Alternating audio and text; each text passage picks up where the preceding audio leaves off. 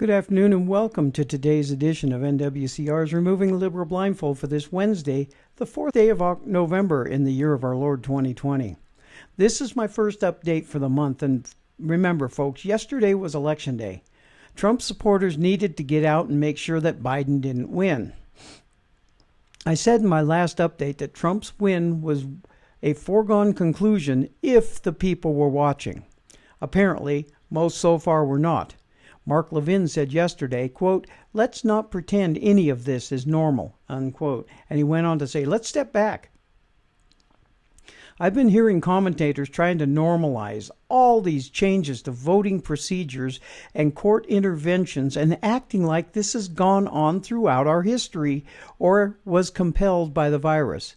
That's clearly not true. Mail-in voting was pushed hard by the Democrats, and they filed scores of lawsuits to change the rules set by state legislatures.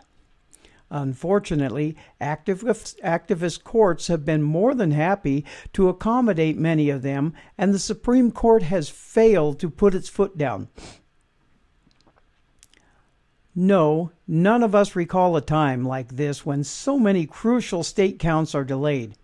There is also a legitimate concern about backdoor voter harvesting in some areas. We've already seen some of this, folks. He goes on to say, and we know for a fact that cities like Philadelphia have a problematic history. So let's not pretend that this has been a routine election. Many of the same forces that rejected Trump's 2016 election have tried to manipulate the system this time as well, unquote. And with all the bad things that have been found out about Biden-Harris and how Biden is not for America as it was founded and how Harris will effectively be president if Biden wins, doesn't seem to matter.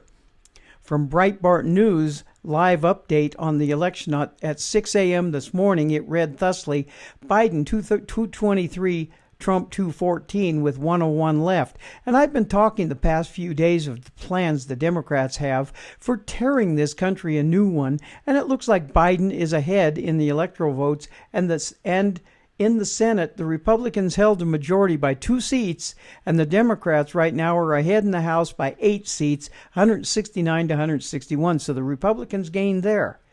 The American people are voting out our republic, it seems, and socialism, Marxism, communism is coming, and we have nothing but ourselves to blame. If Trump pulls this out, the next election will be a disaster for America. But here is something else that you may all want to know, folks. And now to remove the liberal blindfold here. I had hoped that Americans would be awake. But it seems many are not. New Mexico, as I thought, would go to Harris-Biden. And yes, I said Harris-Biden. The plans are already in the works to make Kamala Harris the president after the win. Mark my words, folks, this will happen. It will be a Harris administration. Get ready, my friends, your taxes are going to skyrocket. Oil is going to be taken out. And something else we don't know what is going to be put in its place. All because the American people can't get it through their stupid heads that the government cannot give you anything until the government takes away from you in the first place. In the headlines today of several outlets are the facts of BLM and Antifa being big contributors for the Democrat Party. They contributed big to Torres Small here in New Mexico, and heaven was on our side there. She lost. But don't you ever even wonder why, folks? They will become the armed left hand of the Democrats if they aren't already, and I think they are. Don't take this one wrong, folks. I will tell you all what we are doing. We are voting our freedoms out of existence with each election that brings the Democrats victory in any way.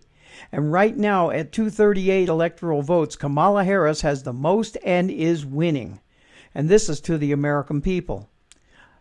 Don't complain for what you gave us when you find out what you were doing, because your freedoms and your liberties are going to be taken down the drain with the Harris-Biden administration. They have told us so. Many, many, many times. But you were not even listening. But mark my words, Those words will come true if Kamala and Joe get into the White House. We are in trouble. The Constitution is in trouble, and we, the people, did it. And sadly, we continue doing it. Thank you for watching, my patriotic friends, and I'll see you all again tomorrow with our next daily update. And don't be surprised if voices like mine become illegal in the near future. The American people are voting us out of existence. With the writing of this obituary for America, folks, I have to say, we have been warned many, many times. We have not listened, and until we do, the end is ever nearer. I will continue these updates in my shows till the end with the hopes that you voters out there will finally wake up to the facts that all the free stuff you are voting for is not free at all, and you are doing nothing but voting your freedoms and liberties down the toilet while it's being flushed. But on my last day, when it becomes illegal to do this kind of show, I will tell you, I told you so. But when you hear those words from me, it will be too late to change that without a very, very bloody and vicious war that will kill many, if not most of us. Patriots, beware.